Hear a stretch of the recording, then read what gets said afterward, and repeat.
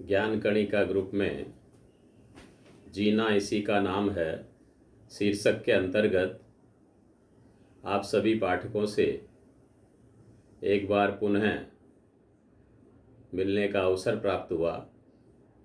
इसके लिए मैं प्रोफेसर विमल जी के प्रति हार्दिक कृतज्ञता ज्ञापित करता हूँ। मानव जीवन में हमारी सोच सकारात्मक होनी चाहिए। सोच को सकारात्मक बनाने के लिए अनेकानेक उपाय हो सकते हैं। उनमें प्रमुख और महत्वपूर्ण उपाय जिनवाणी श्रवण करना है। जिनवाणी को सुनना अपने जीवन को बनाना है। जिनवाणी अर्थात तीर्थंकर भगवंतों की वाणी, केवल ज्ञानियों की वाणी, वीतरागियों की वाणी, जिनेश्वर भगवंतों की वाणी, जो कैसे होते हैं? मोह से सर्वथा रहित होते हैं, राग द्वेष से मुक्त होते हैं, इच्छा, कामना, स्वार्थ, द्वेष आदि से मुक्त होते हैं। इसलिए उनके द्वारा कही गई वाणी जन कल्याण के साथ ही साथ मेरे स्वयं के कल्याण के लिए भी पूरी तरह से सक्षम है। इसलिए यदि मैं अपने जीवन में जिनवाणी सुनने को प्राथमिकता देता हूँ तो उससे मेरा जीवन नकारात्मकता से बचकर के सकारात्मकता की ओर विकसित होता है। दोष दृष्टि हट करके गुण दृष्टि विकसित होती है। पर निंदा से दूर हट करके आत्म आलोचना करने की भावना जागृत होती है। इसलिए यह कहा जाता है कि हमें अरिहंत भगवंतों की वाणी सुननी चाहिए, क्योंकि आखिर हमारा सबका लक्ष्य दुखों से मुक्त होना है, शाश्वत सुखों को पाना है, अरिहंत और सिद्ध पद को पाना है। अरिहंत और सिद्ध वे कैसे बने हैं? उन्होंने क्या साधना की है? उन्होंने किस तरह समता और सहनशीलता रखी है? उसी चीज को हम भी अगर यदि अपने जीवन में अपना लें तो हम भी अरिहंत और सिद्ध पद को प्राप्त कर सकते हैं। अरिहंत और सिद्ध बनने के लिए उनकी वाणी का आश्रय लेना जरूरी है। कहा भी है, अरिहंत बनना है, मुझे सिद्ध बनना है। अरिहंत बनना है, मुझे सिद्ध बनना है। आज मिली जिनवाणी, आराधक बनना है। जन्म जन्म के भ्रम को अब दूर करना है। अरिहंत बनना है, मुझे सिद्ध बनना है। अरिहंत बनना है, मुझे सिद्ध बनना है। मैं अरिहंत बन सकता हूँ, मैं सिद्ध बन सकता हूँ। मेरे भीतर में भी उन्हीं के समान आत्मा रही हुई है। उन्हीं के समान मेरे भीतर में भी केवल ज्ञान का गुण रहा हुआ है। मेरे भीतर में जो विकार हैं, जो कर्म है, जो दोष है, उनको दूर करने के लिए मुझे जिनवाणी सुननी है। उनको हटाने के लिए मुझे आगम वाणी का सहारा लेना है, क्योंकि सुनने से ही व्यक्ति को तत्व का सही बोध प्राप्त होता है। जितना हम पढ़कर जानते हैं उससे कई गुना ज़्यादा हम सुनकर जान सकते हैं, क्योंकि सुनने से उपदेश देने वाले अपने जीवन में अनुभूत तथ्यों को हमारे सामने बहुत सरल भाषा में प्रस्तुत कर देते हैं।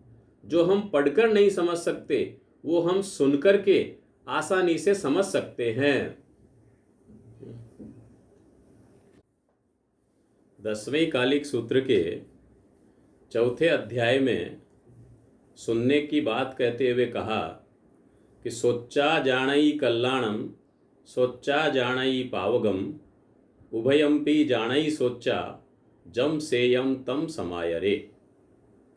अर्थात सुनकर के ही कल्याण का मार्ग जाना जाता है और सुनकर के ही पाप का मार्ग जाना जाता है। दोनों में से जो हमारी आत्मा के लिए श्रेष्ठ है उस मार्ग पर चलने की प्रेरणा दी जाती है। इसलिए सुनने का अपने आप में बहुत बड़ा महत्व है। अब सवाल ये आता है कि हम क्या सुने, क्या पढ़ें। तो कहते हैं कि जिसको पढ़ने से, जिसको सुनने से हमारे विकार घटे, हमारे कसाय कम हो, हमारी पाप प्रवृत्तियां कम हो, हमारे दोषों को देखने की प्रवृत्ति घटे और गुणों का विकास हो, हमारे जीवन में प्रसन्नता आए, निर्मलता आए, सरलता आए, संतोष वृत्ति जागृत हो, ऐसे साहित्य को हमें पढ़ना सुनना चाहिए। ऐसे साहित्य में सर्वश्रेष्ठ जिनवाणी को माना जाता है। आगम ग्रंथों का, सत साहित्य का स्वाध्याय करने से हमारे मन के विकार दूर होते हैं, मानसिक शांति मिलती है, चित्त में प्रसन्नता प्राप्त होती है। इसलिए कहा गया है कि जिसको सुनने से, जिसको पढ़ने से हमारे भीतर में अहिंसा, क्षमा और तप के भाव जागृत हो, ऐसा साहित्य हमें सुनना और पढ़ना चाहिए। अब हम पढ़ कर के क्या करें, सुन कर के कैसे जाने कि हमने सुना है।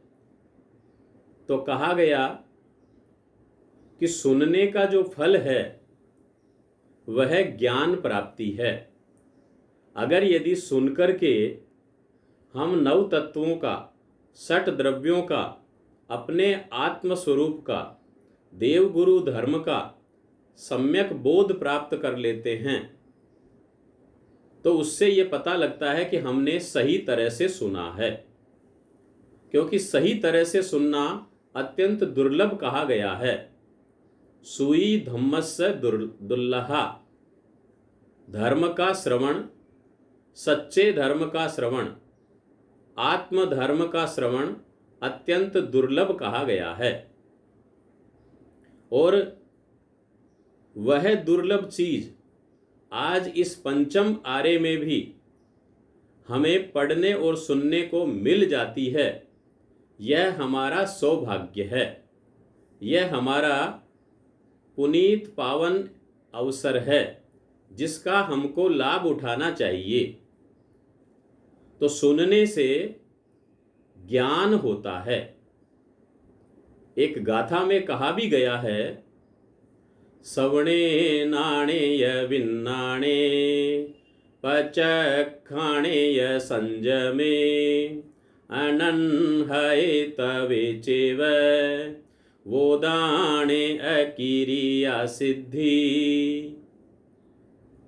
सुनने से ज्ञान प्राप्त होना चाहिए। सुनने का फल है ज्ञान होना, जानकारी होना, भीतर का बोध प्राप्त होना। और ज्ञान का फल है विज्ञान, विशेष ज्ञान, जिसे हम भेद ज्ञान कहते हैं, जिसे हम अनुभूति का ज्ञान कहते हैं, जिसे हम हेय उपादेय का ज्ञान कहते हैं, जिसे हम सारभूत ज्ञान कहते हैं, वह विज्ञान कहलाता है। और वह विज्ञान ज्ञान का फल है। फिर कहा गया कि विज्ञान से क्या होता है, तो कहा विज्ञान से, विशेष ज्ञान से प्रत्याख्यान आता है। जीवन में व्रत नियमों को धारण करने की रुचि जागृत होती है। पाप से बचने के लिए प्रत्याख्यान करते हैं। इन इन बुराइयों को नहीं करूँगा, ये तप मैं करूँगा। इस तरह के छोटे बड़े प्रत्याख्यान धारण करके और व्यक्ति अपने जीवन को संयमित करता है। इसलिए प्रत्याख्यान का फल बताया है संयम। संयम से हमारा मन नियंत्रित रहता है, इंद्रियां वश में रहती है और भोगों की रुचि कम हो जाती है। इसलिए संयम का अपने आप में बहुत बड़ा महत्व है। जिसके जीवन में संयम आ जाता है वह अपने जीवन को तप से भी परिपूर्ण कर लेता है। जैन दर्शन में बाह्य तप, आभ्यंतर तप दोनों 6 प्रकार के बतलाए हैं। अपनी शक्ति और सामर्थ्य के अनुसार तप को अपने जीवन में स्थान देना, ये संयम का फल है। फिर कहा कि तप करने से क्या होता है, तो तप का फल बताया निर्जरा, तपसा निर्जरा च, अर्थात तप करने से संवर भी होता है और निर्जरा भी होती है। हमारी आत्मा पर लगे हुए कर्मों को आत्मा से मुक्त बनाने का उपाय संवर और निर्जरा है।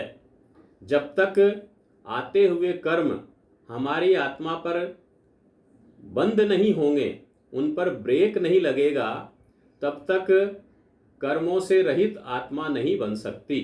इसलिए संवर का और निर्जरा का अपने आप में बहुत बड़ा महत्व है।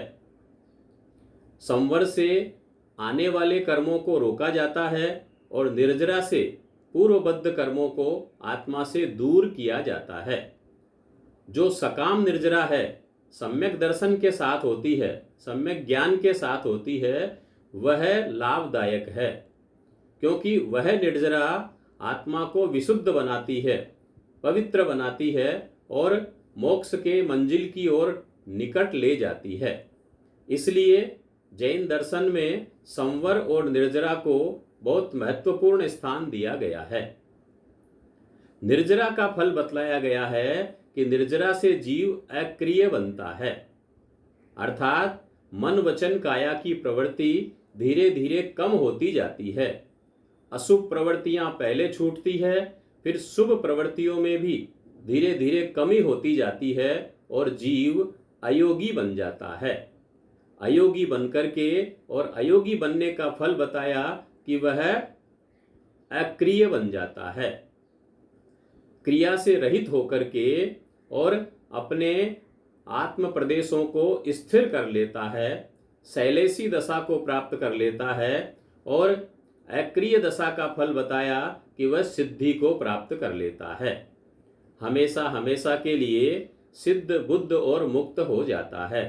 घाती कर्मों का क्षय करके केवल ज्ञान को प्राप्त कर लेना बुद्ध है और सभी कर्मों को क्षय कर देना मुक्त है और शरीर से राग द्वेष आदि से सभी से रहित हो जाना और कृतकृत्य हो जाना, कोई भी कार्य अवशेष नहीं रह जाना, वह सिद्ध अवस्था है।